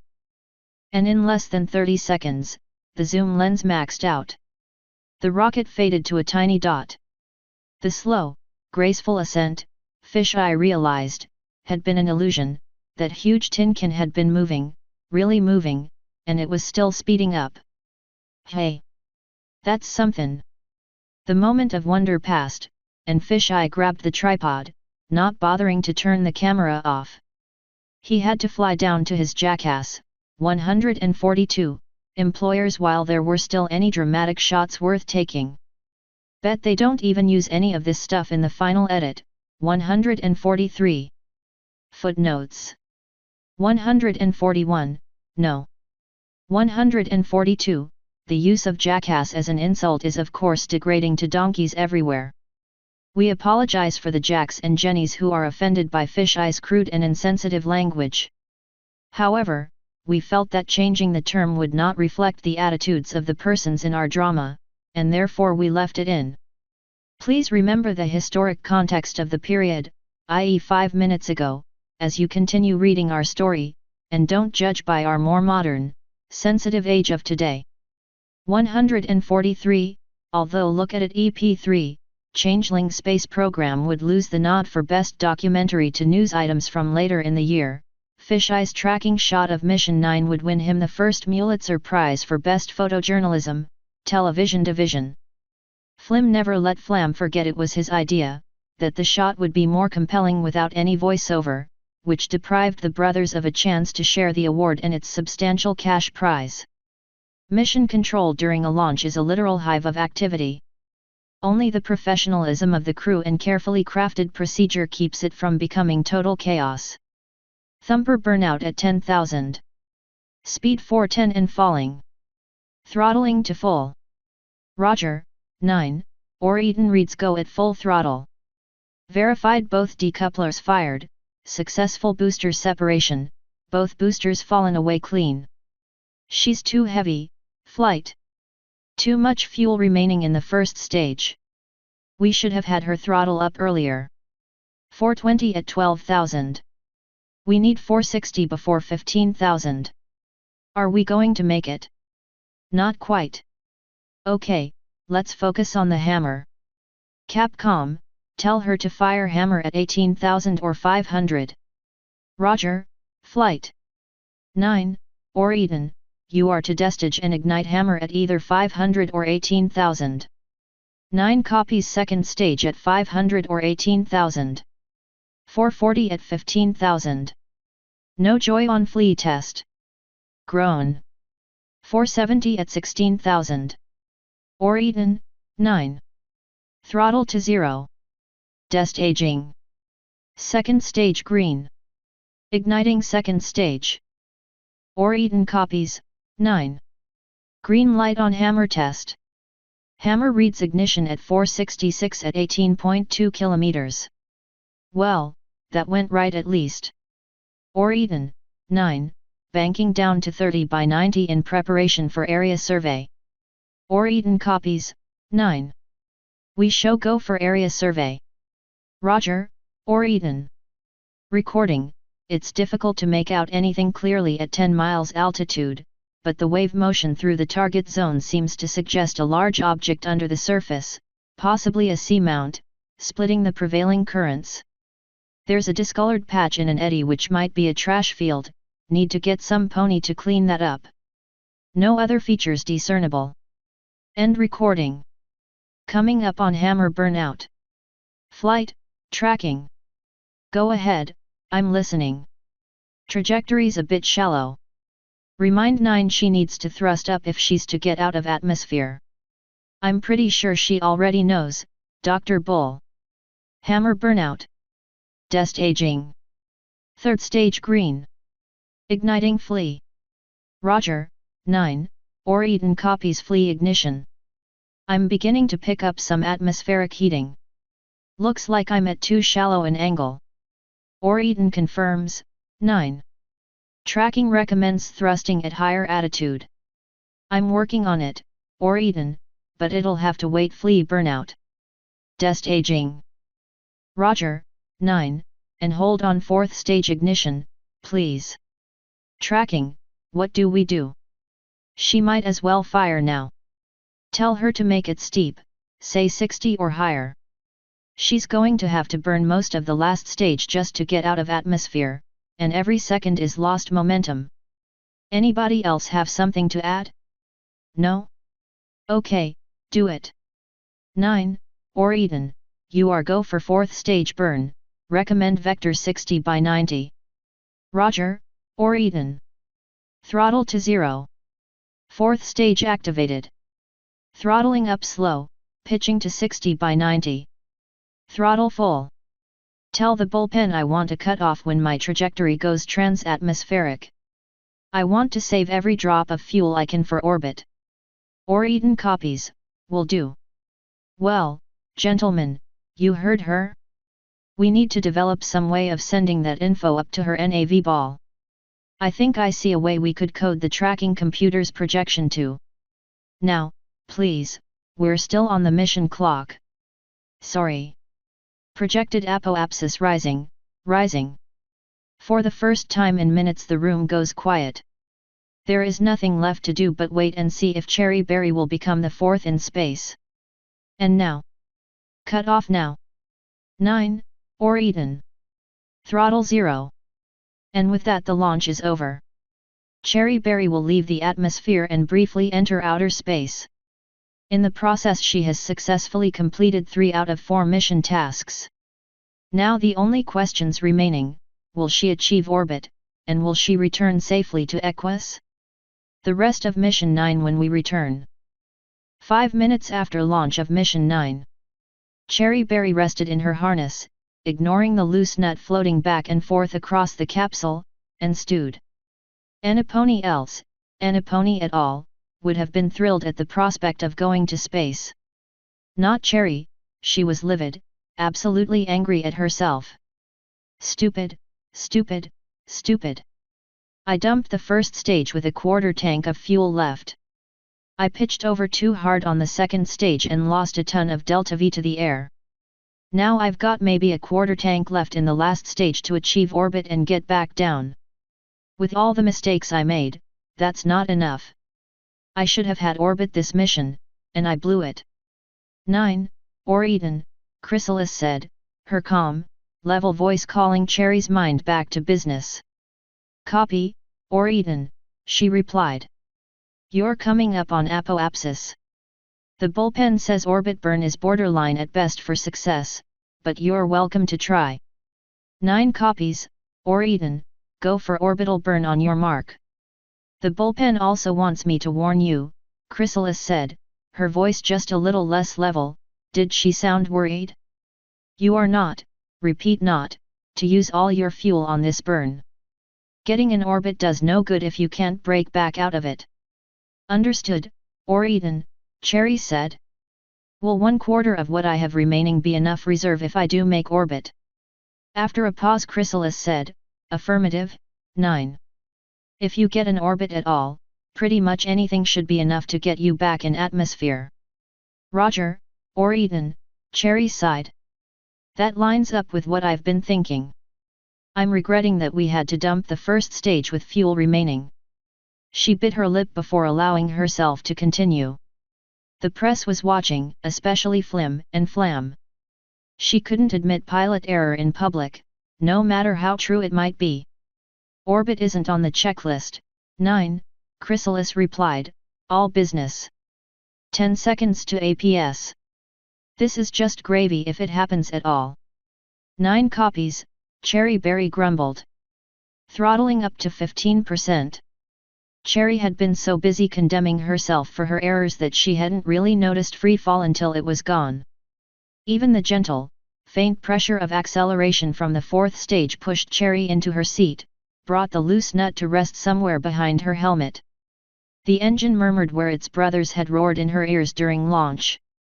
And yet, even with the feeble trickle of thrust from the engine, the speed readout on her instruments rattled higher and higher, racing from number to number. The ship was light enough, and far enough above the atmosphere, that 15% thrust, a fraction of a single gravity, accelerated her faster than the 3 engines firing at launch combined. But would it be fast enough? The levels of fuel and oxidizer in the tanks dwindled as the speed rose. Did she have enough to keep the ship out of atmosphere, to make the circuit around the planet without landing? Her eyes flickered back and forth between the fuel readout and the speed readout. More speed. More fuel. More speed. More fuel. Come on. Come on. Come on. 8% fuel and oxidant remaining. 7%. 6%. Come on, Chrysalis, say something. 5%.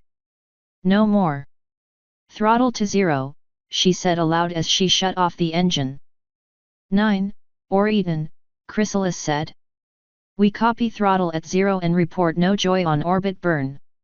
Tracking still shows you on course for a surface landing somewhere in the southern Stalingrad steppes, possibly Ibexistan. Cherry Berry stopped herself from saying something that Princess Celestia would not approve of. 144, over the comms. Or Eden, please tell Dr. Bull that I want a switch added to the controls that lets me turn off the outgoing comms. Privacy would be nice. Definitely a good idea. 9, Chrysalis agreed. Tracking says 30 seconds to atmosphere. Already? Cherry Berry sighed. I just got here. I'm going to use the remaining fuel to extend my flight. She slammed the throttle to full, and the engines kicked her in the back for about 3 seconds, then fell silent. Did that do anything? She asked. There was a long silence. Or Eden, this is Mission 9, please respond, Cherry said. 9, or Eden, Chrysalis said. You are re-entering atmosphere now. We have more news in a moment, please stand by. Roger, or Eden, Cherry Berry replied. I'm going to destage and reorient to retrograde for re-entry. Or Eden copies, go for destaging, Chrysalis said. Cherry Berry activated the last decoupler, felt the kick as the explosives separated the fourth and final stage from the capsule. With gentle care she flipped the capsule around so the heat shield would face forward in flight. And that done, she thought, all I have to do is hold the reticule on the retrograde marker and everything should be fine. I certainly can't be coming in too steep. 9, or Eden, Chrysalis's voice called. That very last burn you did resulted in a trajectory which, for a moment, looked like an orbit. Periapsis of 22.5 kilometers. But the bullpen says air resistance will slow you down enough that you'll probably come down long before then, almost exactly on the other side of the planet from the space center. Over. Cherry Berry digested this news. It gave her indigestion. How much more thrust did I need for orbit? She asked. About 5 more seconds at full throttle on your last stage, Chrysalis said. 5 seconds. 5 measly, fleeting, tiny little seconds of thrust. The bullpen also wants to remind you that if you'd had that extra 5 seconds and spent them now, you'd be stuck up there, Chrysalis added. So cheer up, relax and enjoy the ride back down. Next time you go up there won't be any business to distract you from an orbital flight. Roger, or Eden, Cherry Berry said. Come to think of it, on the one hoof, Cherry Berry didn't want to be stuck in this little capsule forever. On the other hoof, leaving this world by, well, having left this world had a certain appeal. Every pony said it was best to pass on while doing the thing you loved. Of course, Cherry Berry had usually imagined herself drowning in a vat of cherries as big as Mount Cantor, but... In other news, Chrysalis continued, you're right in the zone for the heat shield test once you get down into the stratosphere. In the meantime, you're on a very shallow return trajectory, so you are go to release harness for a few minutes of EVA. Cherry Berry blinked. EVA? I didn't copy that, or Eden. We mean, get out of your seat and have a little fun, Chrysalis said. You're still in free fall, so enjoy 0G while it lasts. Copy, or Eden, Cherry said. She shrugged, released the harness clips, and allowed herself to float off of her seat. Whoa! Oh! Oh my! Footnote 144, actually Celestia had no problem with strong language. Unfortunately, her worshipful subjects had a deep and intractable problem with the idea that the eternal princess full of wisdom and serenity might occasionally feel the need to say, "Shoot. Darn it to heck." On the big screen above CSP Mission Control is the illusion of the Mission 9 capsule. Of over 25 tons of rocket, only this capsule, weighing less than 1.5 tons even with its pilot, remains. There are no more engines, no more fuel tanks, nothing but the gyroscopes which let the ship roll itself over, the heat shield to protect it from the heat of re-entry, and the skill of CSP's best pilot. For a while the capsule skips along the upper atmosphere, maintaining its momentum. During this time the pilot has a brief moment to relax and observe her surroundings. "I think I'm passing over Zebraca now. The grasslands seem so lush from up here, and the snows of Kilimanjaro, or I guess that's that big mountain, anyway it's really incredible. It's so amazing up here, or Eden. I've always wanted to fly like a Pegasus, but now I feel like I am a Pegasus, hovering on my own magic. Part of me wants to open the hatch and go outside, throw away the only thing between me and absolute freedom. Of course that part's a big fat idiot, and I'm staying right here. Thanks, 9. I think every person in the room just stopped holding their breath. There's the middle ocean below me now.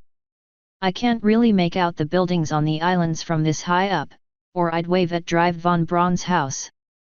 Copy, 9.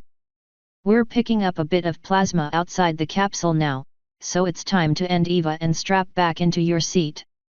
9 copies, or Eden, strapping in.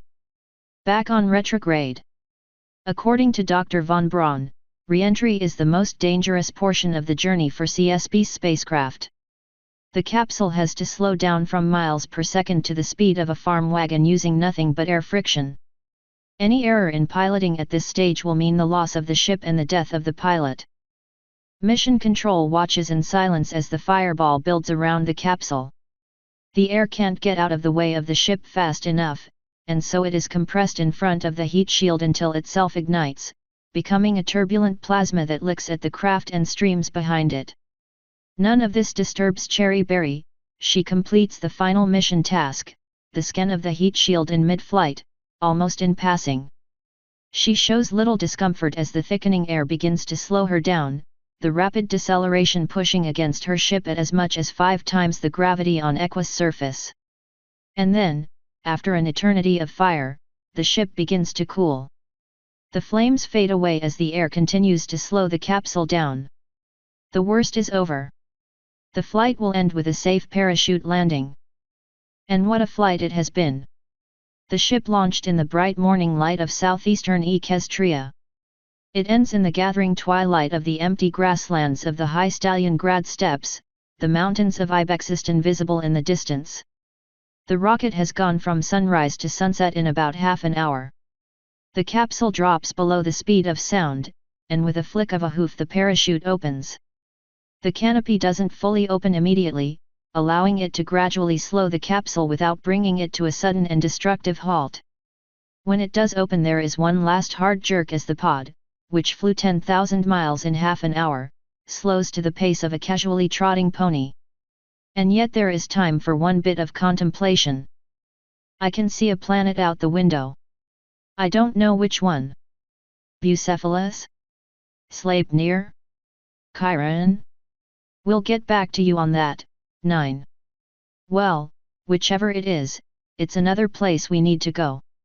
It's like that planet is looking at me, telling me, I'm waiting for you. I'm waiting for a visit. It's been so long and there's so much for you to see here. Come and visit. And we're going to go. It's going to be a huge challenge, something that makes the moon look like a picnic gallop, but sooner or later we're going to get there. And I can't wait to make the trip.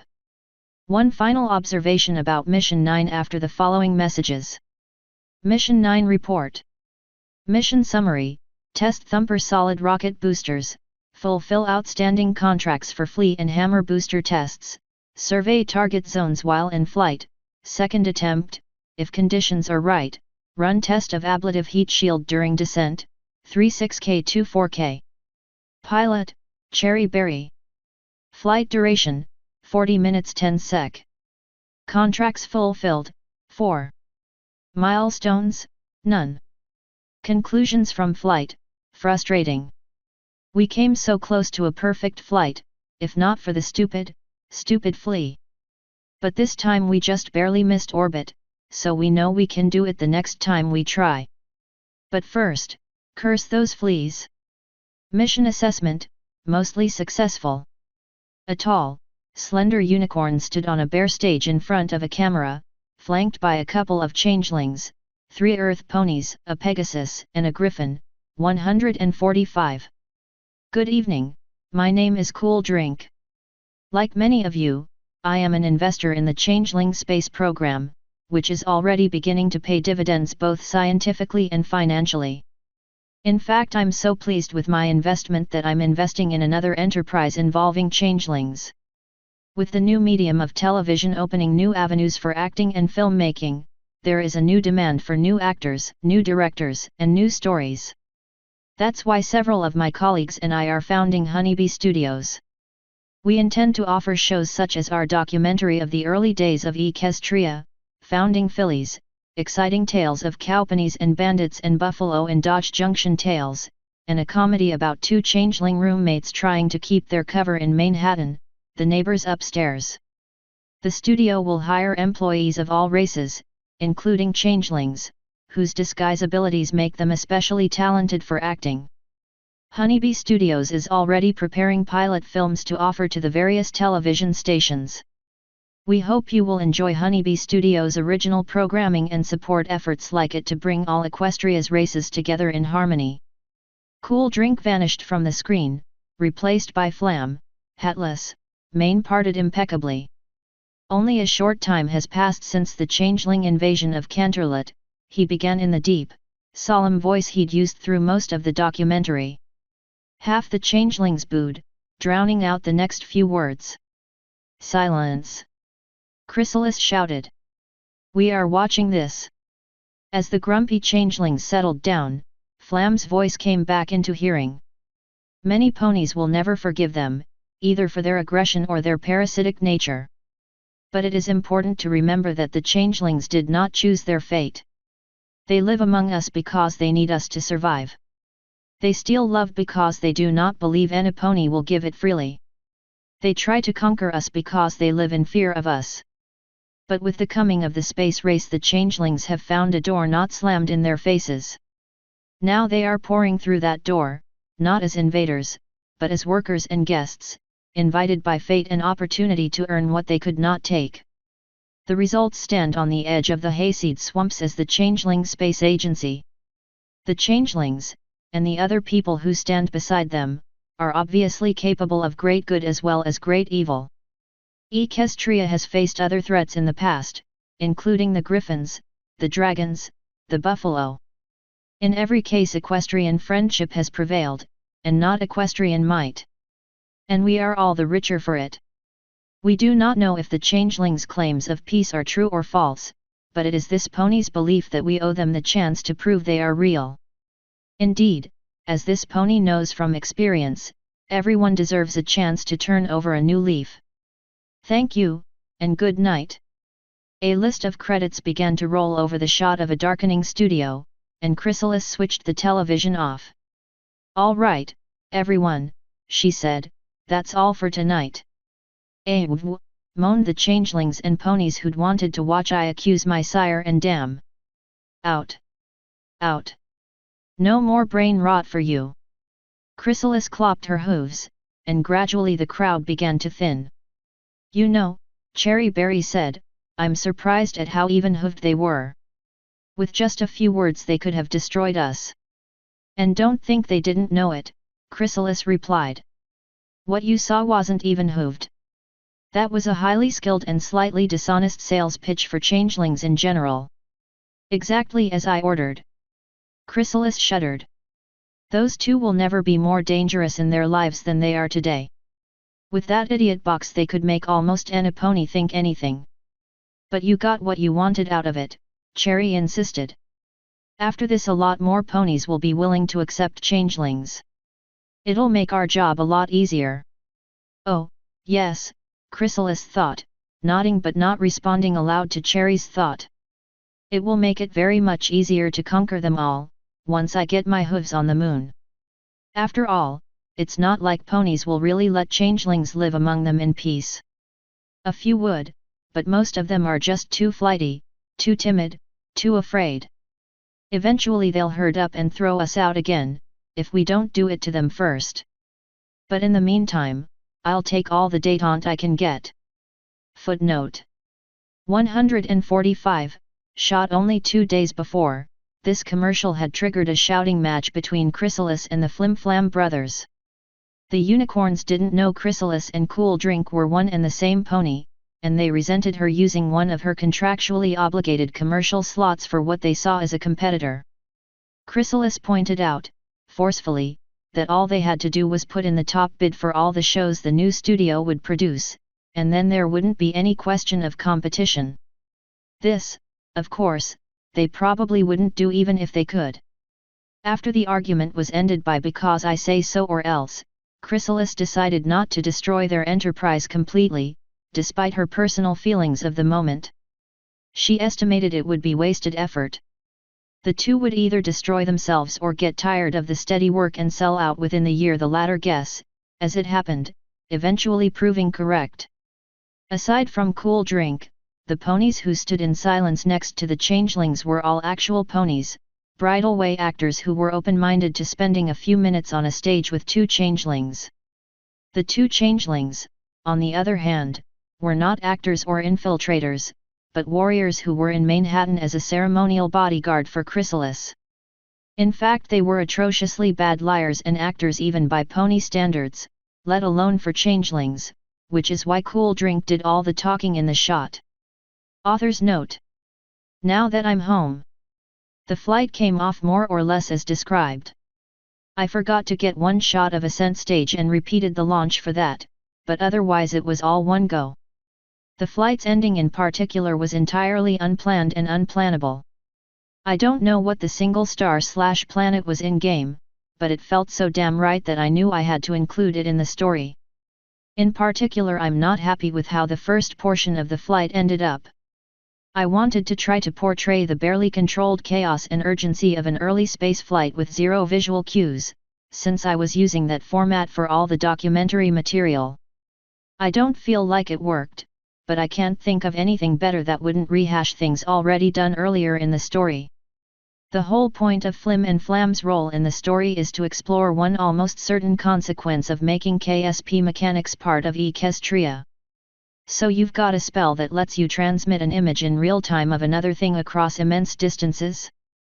That's the patent definition of television, and it would be a revelation in a world which, to the best of our knowledge, doesn't even have radio. I'm not even certain about the telegraph, except that Pinky had the whole singing telegram thing in Party of One, which has to come from somewhere. It's worth remembering that Flim and Flam's cutie mark talent is salesmanship. They're so good that Cherry Berry almost forgets that they're doing a pro-changeling sales job throughout the documentary. If they were even a little less dishonest and short-sighted, they would probably put Filthy Rich out of business in a decade. As it is, they are doomed to always be their own undoing, despite their undoubted talent as inventors, public speakers, and, in the short term, businessmen. Look at It is vaguely inspired by See It Now and similar news broadcast shows of the early days of television, right down to the deadpan, no-nonsense narration. I'm just sad I didn't find a use for Edward R. Burrow. This entire chapter is also inspired by one episode of the HBO miniseries From the Earth to the Moon, the one focusing on a fictional documentary crew covering Apollo 8. Fisheye is partly inspired by Fisheye Lens, partly because Kerbals have big bulgy white eyes which often seem to be staring at two things at once, like Derpy Hooves or Marty Feldman. It's ironic that he's a camera pony, and a fairly professional one too. Off-camera, Twilight and crew narrowly avoid a bad day. I'm not currently planning to run this through KSP, because I'm pretty sure any flight in the game which burns up the nose cone parachute system will also burn up the capsule, making the flight unsurvivable. For ongoing plot purposes, Twilight gets both a setback and a wake-up slap to the face regarding her preconceptions. This keeps her a little bit behind the changelings, but still in a position to make up the gap, if I want to go that direction. I took the movies for Flim Flam's post-news double feature from I Accuse My Parents, which I misremembered as an Ed Wood flick, and Pod People, both featured on Mystery Science Theater 3000. Sadly, Flim and Flam show the equestrian versions of the pics without a janitor and robots to help you through the pain. FF Television is Channel 2, but unlike in our world, Equestria Television does have a Channel 1 for government information and emergency broadcasting. The interview format was inspired by The Bridge, a Godzilla/MLP crossover with each major character having their own color font for speech. I won't be repeating the experiment anytime soon. The crazy chair is more or less one of those things you sometimes see at flea markets and carnivals, where 3 independently rotating rings rotate in all axes of space. The idea is to use the controls to null out each spin one at a time, despite your disorientation, and thus regain control of the craft. And your stomach. For those who didn't get the meaning of the ending, Chrysalis is playing the public relations game hot and heavy, partly to maintain her pretense that CSP is a way of bringing changelings into society peacefully, partly to prevent the ponies from meddling in her schemes until it's too late.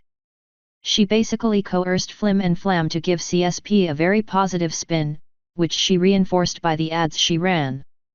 I wrote out 4 of 5 she contracted for, there wasn't room in the narrative for the 5th. If you haven't figured it out, I'm making the Minotaur culture out of whole cloth. In canon we only ever see one, Iron Will. In retrospect I regret not giving the Minotaur space scientists, one of whom hasn't even been named yet, I've named M only as I've needed them, an entourage of GOAT assistants. I named Goddard the Griffin after Robert Goddard, the pioneer of rocket science who experimented with liquid fuel rocketry out of his own pocket and was universally derided for bothering with the subject at all. He died during World War II and was only recognized in his native country, the US, for his work after the war, when it was revealed that the V-1 and V-2 weapons designed by Werner von Braun and the German rocket program were based primarily on his work and that of an early Russian scientist whose work was equally disrespected. Goddard pursued his designs for the same reasons I give the Griffin here. Liquid fuels were more controllable and more powerful than solid rocket fuels like gunpowder. Goddard didn't go on to create all the terms for spaceflight, but I wanted the Griffin to be the complete visionary rather than drag in even more obscure figures from human rocket science's infancy. 2 blackbirds in, an oriole and a raven. The actual reason for Cherry's rocket parts is the existence in KSP of a company that makes rocket parts, usually the smallest and crappiest options, named Jebediah's Rocket Parts and Junkyard. It is strongly implied that Jebediah is the lead rocket pilot Kerman in KSP because he pays the bills. In story, it's a front company intended to obscure the mostly stolen money spent on CSP in its early days, which has taken on a sort of life of its own. In KSP the launch pad is a lot closer to the complex than 2 miles, but for realism I stretched the distance. It takes sound 10 seconds to travel 2 miles. Hence the delay between Fisheye seeing the launch and the sound of liftoff hitting him in the barrel. Once I got midway through writing up the flight I decided I had to know something, so I reflew the flight in sandbox mode with an identical rocket and no goals other than achieving orbit. It did so easily, with half the fuel tank of the last stage remaining once orbit was achieved. It was a combination of restricting the Big Thumper solid fuel boosters, pitching way over to reduce climb and keep within altitude brackets for the hammer test, and the dumping of the first stage with a lot of fuel remaining which spoiled it in Cherry's case. Kerbal and Equestria look nothing alike except that they're both vaguely Earth-like worlds. And I know Russia, Stalingrad, comes nowhere close to the equator, but the mission landed on grasslands near mountains, and you just don't get that climb combination on the equator on Earth. So I fudged it a bit. Re-entry took forever, and according to the G-meter a lot of it was still in free fall, even within atmosphere. I used the documentary to elide over that, even though I still clench on re-entry because it's always tough as hell to do manually, even with stability assist. I may have referred to Mars in a past chapter. I need to go back and edit that out. Bucephalus, Alexander the Great's horse, is meant to be Mars, Sleipnir, Odin's steed, Jupiter, and Chiron, the centaur who founded medicine and gave up immortality for the sake of humanity, Saturn. I still want horsey type names for Mercury and Venus, though. And, finally, Chrysalis isn't totally wrong at the end. There will always be ponies who hate and fear changelings, just as there are people who hate and fear groups substantially different from themselves on Earth: blacks, gays, Muslims, Hispanics, to give examples of hated groups in America.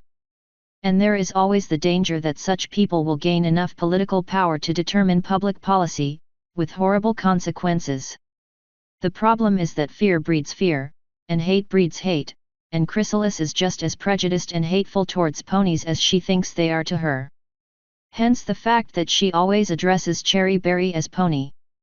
We'll see how this develops as the story continues. Next time, which likely won't be for a couple weeks at least, CSB's orbital shot comes with excess, and opinionated, baggage. End author's note.